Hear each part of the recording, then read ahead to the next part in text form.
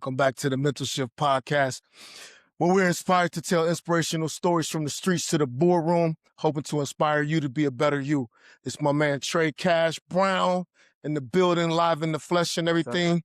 So, we're gonna jump into the weeds, man. We're gonna get into the thick of it real quick. I'm your host, Timothy Reddick. Y'all know me, Mr. TIM. It's always about time, and it's always about money. Let's keep it moving. Talk to us, man. Let the people know your backstory, where you come from, your upbringing, all that, and then we'll get into the rest of it. Man, I was born in a little manger in Jerusalem. Man, bro, I'm born and raised in Milwaukee, Wisconsin. Grew up like everybody, you know what I'm saying, in the hood. Then a little bit out of the hood, like as I got older, you know what I'm saying, like it's crazy because we started off in the hood, then by the time I got to high school, my parents had moved to the suburbs. Okay. And that was like a little weird thing. But I also got I was already prepared for it. I got bussed out I got kicked out of Milwaukee public schools in the 3rd grade. Okay, let's talk about that. For what? I started a gang. Now, it was like a little child thing, you know what I'm saying? Yeah. Our gang was called NWA, because it was, NWA. So we started a little gang and stuff, and we beat up this one dude. And then this one other black dude wanted to join, but he was kind of like square, so we didn't let him join, and he told on us. Oh, wow. First case of snitching. Yeah, so I had already gotten in trouble before, so then they was like, I got kicked out. So right. I got to that Chapter 220 program where they bust you out to the suburbs. So I got bussed out to Mequon. Okay. And then you go from hood school to being the only black kid. Culture shock. Yeah. Oh man. Yeah. Culture shock. Yeah. Culture shock. So what did that, so with that being said, right, early in life, right? Ooh. When did you realize your decisions mattered and controlled the direction in which life was going to take you? Because I ain't never heard that story. That's a new one for me. Yeah. Early in life, man, no. I always felt like I had to prove myself because it got being shipped out to an all-white school. No matter what you do, especially as a kid, shit influences you. Facts. Cause on here is stingy. Nah, bro. Be you. Be you. Okay. You know what I'm saying? We not censoring nothing. We may edit, but we ain't censoring. Okay. I like that. So remember when you said fuck Beyonce that one time? I never said that. I love you, B. We'll get back B. From the front and the back, you know what I'm saying? So disrespectful. No, I'm not. I don't know, dude. He know he got a beautiful wife. Stop playing. But yeah, man. But it was a shock because those little things rub off on you. So as I start making friends with white kids, what they get into in order to hang out with people, you got to get into. Then you come back and then all of a sudden, talking a little differently and stuff like that. So it was always cats in the hood want to try to test you. Exactly. So it was always a little shot. It would cause like a cause and effect. So I always had to try to balance it out. But what it did do, as much as I hated it, and I begged my mom, please, I don't want to go to these schools no more. They'll probably let me back into Milwaukee public schools. This all the way from because I was 4th to 5th grade. Then middle school, I was there, and I hated it. Right. Hated it. But it did teach me, man, how to navigate and how to be around 2 different cultures. Yeah. So I knew how to go out here with the white people and be one way, but then come back to the hood and be another way. And it helped me in my adulthood so much because now I'm around another white people and always around white people. And it's more comfortable. And I'm going to be honest with you, right? We call it, putting on your office voice. You know what I mean? When you work in a corporate setting and everything, hi, this is Tim Reddick. How can I help you? That's not how I talk every day. Especially now being a barber, I just get to be myself 24/7. Right. But to settle it in and help everybody understand what we're truly saying, right? You develop different personas depending on who you're hanging out with, and it's okay. It's not being fake. It's being adaptive. Yeah, right? That's your environment. That's it, literally. So that being said, when would you say, at what age did you kind of re-embrace the streets and that culture? You know what I mean? As soon as I got out of high school. Yeah. When I was no longer around the white kids, it was back to the hood. And it was just I embraced it. I felt more comfortable there. Yeah. And then that's when I started getting into hustling and stuff like that. So what type of hustling? Where did that lead you? Where'd that take? I started off selling weed. I actually started that in high school, selling to the white kids. Then I started selling just in the hood. Then I started selling dope. Then ended up getting a dope spot. So, 47's a fair amount. Like, Trap. over there, yeah. So we just happened over there and just, I was actually, I'm doing good, man. That's back when the 100 folks was out and had the TV in my car and stuff like that. And you know what I'm saying? It was nice, man. Like, I actually like really loved like doing it. Like, I really love hustling. Like, I really love sitting there chopping up rocks and diamond it up and twisting it up in little baggies and stuff like that. Man, it was like, it was fun. Like, probably because I watched, every hood movie back, it wasn't like it is now. They got Tubi, but you had Boys in the Hood and you had Minister Society, like them stuff was like so influential. So, and I had loved it, man. And so got the money and all that shit. What led to the first run-in though? Like, did somebody snitch on you? Did the spot get ran up in? Like, what happened? The police, like, they knew us, so they would like always fuck us. They would like call us by our nicknames.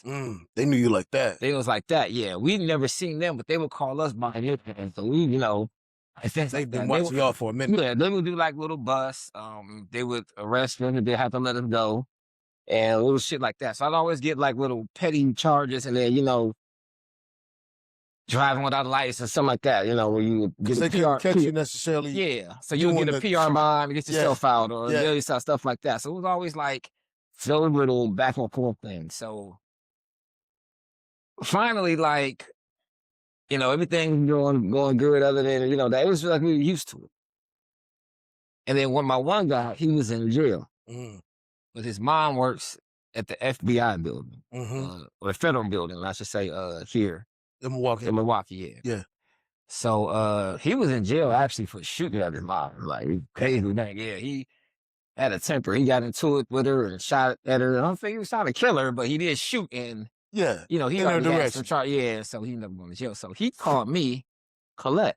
And he's like, "Dog, what the fuck you doing out there?" I'm like, "What you talking about?" It was like, "Man, what you doing out there in the streets, man?" It's like, my mom came to see me and she asked about you. She said that they asked her about me because they knew that I was friends, because he was like one of my best friends, so they knew I was friends. Right. And he's like, "Just be careful, man, because they're looking at you." Wow. So when I'm a smart nigga. So at that point, I was like, so if the feds are looking at me, there's nothing like I know off top, like if they looking, they know they're gonna get something. So I stopped. Okay. After that phone call, I got rid of the rest of the weight that I had. Yep. The trap house I was staying at, I left it. And I went back, moved into my mama's basement. Got a job. Got out clean. Like, that moment, like, I was done. That my little trap phone, everything, I cut everything off. Cold turkey. I think I was like 22 at the time. Okay. Everything. I mean, like some type of, we used to go to tip service, got a little warehouse, man, did that. But I knew that because when he told me that, my thing is like, man, for him to call me, for them to, to even know that information, to know that, me and him is cool. So to ask his mom about me, because she was just like a secretary or something. She wasn't even like a high up. She wasn't an investigator or none of that. Yeah. She wasn't nothing like that. She was just on the books type shit. Yeah. Like filing clerk. Right. Yeah. So for her to be for them to be asking her about me, let me know that, like, if I stay doing this, they gonna get me. They gonna come knocking. They're gonna get me. Okay, so I think I got my signals crossed, because you did spend some time, right? You did get caught up and spend at least a bid, right? You did a bid. That was for a gun charge stuff. Okay. That was gun charge later. Okay. Yeah. So then let's fast forward to that. How did that transpire? Because, there's a story after that. Like, so, going in, dealing with that, coming out, being on paper for a little bit. How did that change your thought process and lead you to where we're, without skipping it all? Like, how did that set the ball rolling for success for you? See, that was probably like a couple years later. I had, right actually when I moved back out, because I told you that when that happened, I moved back with my mom's and got a little job, got back out. Right. I wasn't hustling no more, but I was like Middleman. A little dibbling dabbling here and there just for a little extra money. But what happened was, man, like, we was flashy and wear a lot of jewelry, so I always carry my gun on me, loaded, one in the chamber all the time. Yep. And we was right over by the park lot. And they came, they drove past, they stared at us. It was on them unmarked cars. So where there's like police officers in the front and the back, and they all turned their heads. Jump out boys. Yeah. So I'm like, shit, I parked real quick. This is when I was getting ready. I was in front of my crib getting ready to take off, and I saw them look at us, and I just put it in park real quick. Park and jumped out. They hopped out, and that's it. Like, where y'all going? Which is blah, blah, blah. Put us on the curb, search the car, found a gun in there, right there. And, I thought, gotta get blind, with some other guys in the car. They took me to jail, ended up getting charged, ended up getting, they just took the plea, because they wanted to give me, 3 years. Damn, for a gun? Yeah. I ended up getting 8, only ended up doing 6. Okay. Months? Yeah. Okay. 6 months. It was and it was a misdemeanor charge, so luckily, it wasn't a felony, you know what I'm saying? But what they was trying to get me for, because it was loaded and it was one of the chambers, and it was trying to hit you with intent. And it was in reach, yeah. It was like, if the lawyer was like, if it would have been in the trunk, it would have been fine. Or if it wasn't loaded. One in the chamber. Yeah, one in the chamber. But because of all those things, the laws have changed since then. Yeah. Now you can carry one in the chamber in the state. Yeah, it's now relaxed now. But then, like that, or something different. Yeah. So that being said, when did that transpire? When did that, because you put an album out? Oh yeah, many albums out, and that was actually that was during my early hustling days, and even during then, man, just doing music and stuff. So it was funny because after that, while I was in there, I was writing a lot, a lot of music. Yeah. But then I just really started focusing on music. My whole thing was I always wanted to do something with my life. I always wanted to make it. I always wanted to be successful in something. Right. You know what I'm saying? Whether it be music, whether it be business, that's what I wanted to do. I never wanted to live like a mediocre life. 9 to 5. Wasn't you? I get it. Yeah, that was never for me. So when I started doing the music, I started just doing music. I actually made a video, and the guy that saw that. Yeah, the guy that did the video, he did videos for other people and producers and stuff like that. So one of the guys, he was editing, and the guy heard the video. He heard the song. It was like, hey, who's that? And he told him, he introduced me to him. So I actually got signed to Universal. Wow. It was a company that was signed to Universal. It was Universal and a company called Double R Records. Wow, I know them. Rick. I know him well. Yeah. But yeah, keep going. Yeah, he got this deal with Universal. Yeah. I was signed through him. And then we went on tour. That's dope. So I opened up for Lil Chris Madu, Racks on Racks. Yeah, him, Pastor Troy. I remember all that. Yeah, I still got the video. The Spectrum, Cuckoo Cow, and all them was popping at the same time. Yeah, Milwaukee had a little flavor. Yeah, it's turning back around in that direction. So when did your mindset shift to doing the corporate style of business? Because you've always had an entrepreneurial spirit, entrepreneurial mindset. So when did you go corporate, and what was the first thing you did? Well, during me doing the music, and through all that stuff, I ended up getting married.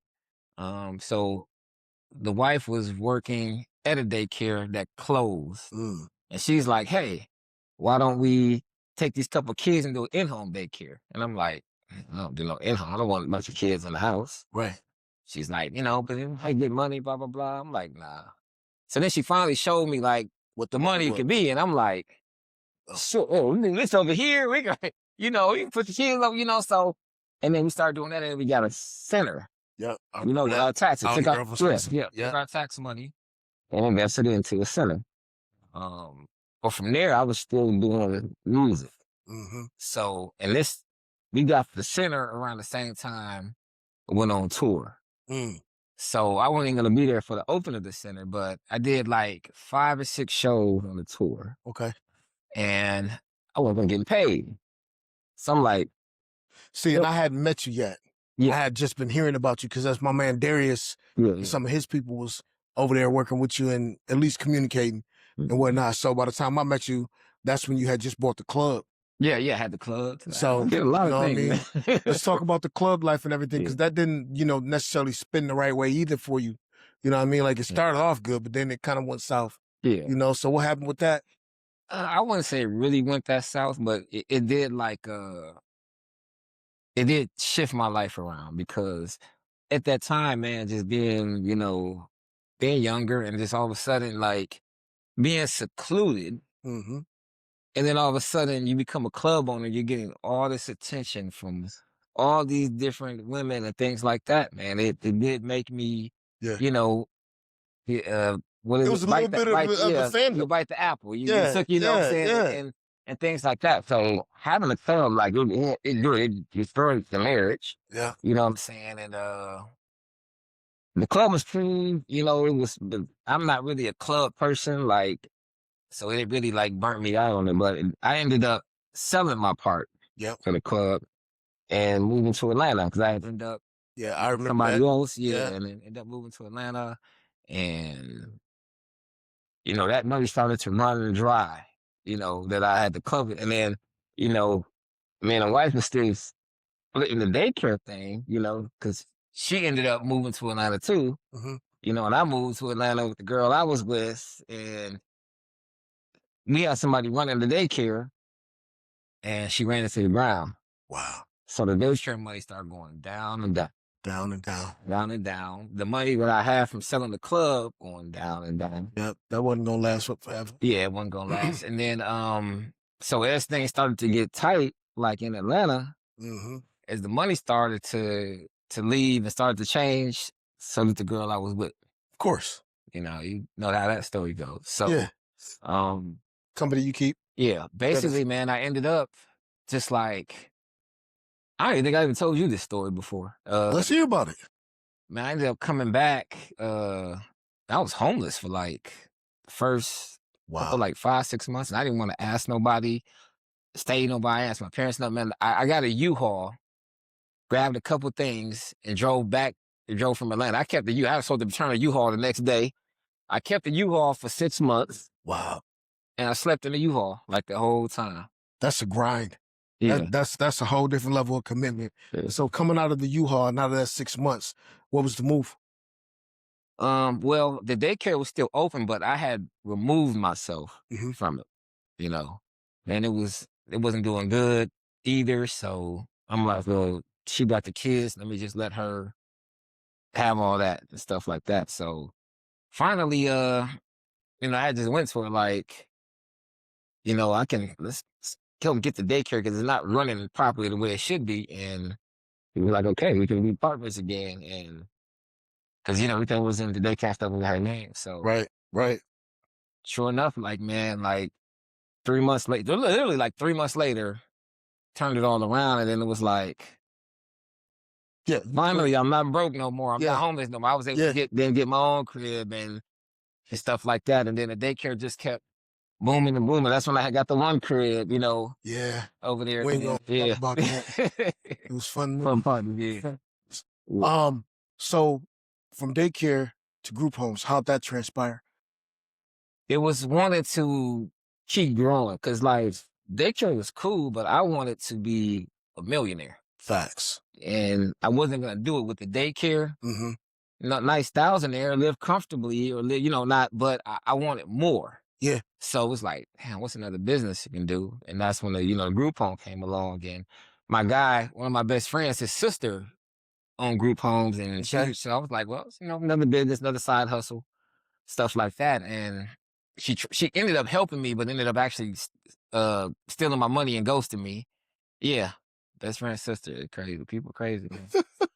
And I had to end up learning everything on my own and stuff like that, and getting it open. But I did.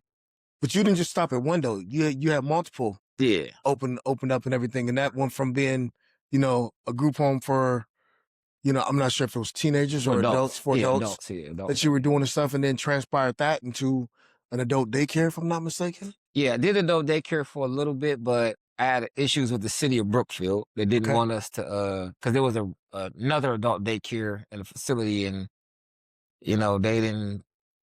she went and complained to the city. Wow. But did you do everything you needed to do? Yeah, got it licensed, in the city, got everything. Yeah, got everything. They decided that it was too close, and how can they do that? Right? I don't know. If they don't, the landlord said I should sue them. Sue them and stuff like that, because it's probably better left untouched. Yeah. So what are you guys currently doing right now, then?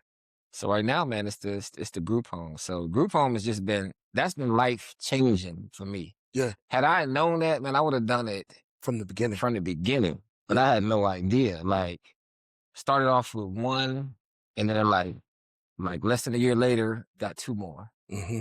Then another one. Right now, 7. Damn. So still. And if you don't mind me asking, without disclosing your entire income, what does that produce monthly? When you know what I mean, like monthly off my 7 group homes, I make over $200,000 a month. And that's after all expenses and stuff. After expenses, like $100-some-thousand a month. That's a pretty good place to be in. Yeah, that's impressive. I'm proud of you, bro. Like, real talk. I'm happy for you. Thank you. What's the next move? You still moving to Florida? Yeah, I got the crib in Florida right now. Okay. I'll be back and forth. I'm actually leaving on Monday. So is this what part of Florida? You in the MIA? I'm in that area, but I'm in Parkland. It's like about 45 minutes from it. It's actually it's a gated community, and right next to the community is Mar-a-Lago, which is what's that? That's where Trump stay. It's Wow. a gated community that he live in. So I'm in the community right next to him and stuff. So yeah. Look at this guy. Hey man. Straight up, you got to teach me, Sensei. I don't necessarily want to get into the group homes, but we got to figure something out. Man. Even now, I consult people or help them get their group homes open and stuff. Because one of my friends who does credit repair, he had repaired my credit a while ago. He's like, hey, I got all these, and he helps you get like funding and stuff like that. So he's like, man, I got all these people that I've been getting funding for that they got this money, but they don't know what to do with it. Why don't you help them open up group homes? I'm like, I got time for that. I'm busy doing my own. I need to talk to him in regards to funding so I can expand the barbershop. Yeah, he's the man. He's the man. I need that. I need that information, like, when we're done with this and everything. So, as we come to a close, right, I got one more question for you, right? Yeah. How do you define success, and how has that changed over time? You know what? I can't even define success anymore. Because every time I hit a goal or I set a goal, I reach it, and then it's not good enough, so I set another goal. And so it's like, I don't know if it's crazy, but I don't know if I'm successful or not. Like, even people will say I'm successful, but it's like, I still don't feel it, because every time I hit a goal, it's like, but I see something else and I see a higher goal. So it's like, I'm still striving to me, I'm still in the midst of striving for my success. I haven't hit a point where I'm like, I'm good, I'm comfortable. Yeah. I'll just keep what I got and I'll live, because I see there's so much more that I can do and I can accomplish. Yeah. That it almost makes it feel like, what am I doing? Like, I could be doing a lot more. And that's almost like a gift and a curse, because sometimes people are like, you have to stop and just appreciate what you got and this and that. But I'm just like, so much more out here, man. I don't necessarily subscribe to those people and their beliefs and whatnot, right? Because, there's a rung of a ladder. And if you think about the ladder, right, and each rung being success, right, a level of success, get off where you're comfortable at. You know what I mean? Like, if you're not comfortable in the middle, then keep climbing. Right. You know what I mean? The higher you go, it's you run into that, what you don't want to do is get to the point where it's a greed mentality. Right. You know what I mean? I think you just got to continue to grow. And then, have a heart to help out. And I know you do that because you put other people in position, right? Yeah. You don't get to go up without giving something in return. And whether you realize this or not, what you've been willing to give in return is give other people the blueprint to success with the group homes. You didn't like bury that and like, nah, this mine, I'm not telling nobody. You never stood in the way of other people's success. And that's why you continue to be successful. Yeah. And I'm proud of you for that, bro, because that's huge. A lot of people, they do it and they gatekeep and whatnot. They want to charge you for the information and stuff. But you being willing to give it for free puts you on a higher stratosphere and puts you on a different plane. And that's why you'll never want. You know what I mean? Don't get me wrong. I give the information for free, but I do charge for my services. Like, my services, I actually do it for them.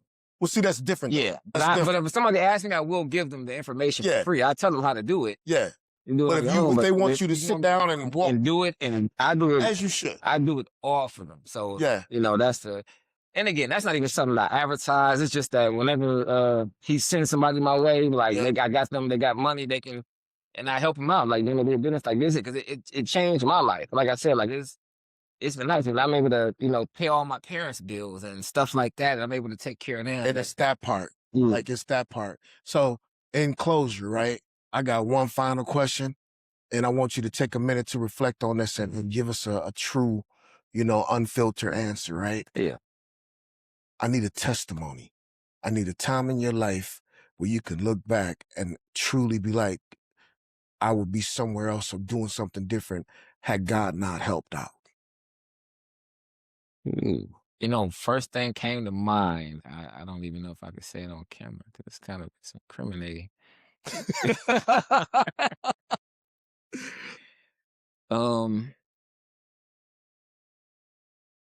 There's been times where I've been lucky and I've been saved from certain things, from certain fates. In my younger days, being young, being wild, and doing things, and like thankful that man, if I was to aim at the picture to try to shoot the boat, I know they can't see on the camera, the boat there. Yeah. If my hand is down just a little bit, it's not gonna miss the boat a little bit. It's gonna go way down there. So being in situations and missing is a blessing, because imagine if I didn't miss, and I know that people I was around would have told, and that would have been my life. You'd have never met me. Yeah. You would have been behind bars, just spending my life in jail. Right. So I always think back a lot to, a particular moment that, like, I'm thankful for that aim. Fair enough. And we're going to end on that. Hey, this has been another episode of The Mental Shift and Everything. I'm your host, Tim Reddick. Our guest today was Tre Brown, a serial entrepreneur, extremely successful. He's modest about going about it if you couldn't tell, you know what I mean? But there's so much more to the guy. This will be another recurring guest. We'll have him back, and he'll get a little more comfortable and share a little bit more of less things that he can share without them being, incriminated. Yeah, I'm gonna incriminate myself. We ain't gonna incriminate ourselves. So, deuces. All right, yeah. Appreciate you. Oh, for sure, man, for sure.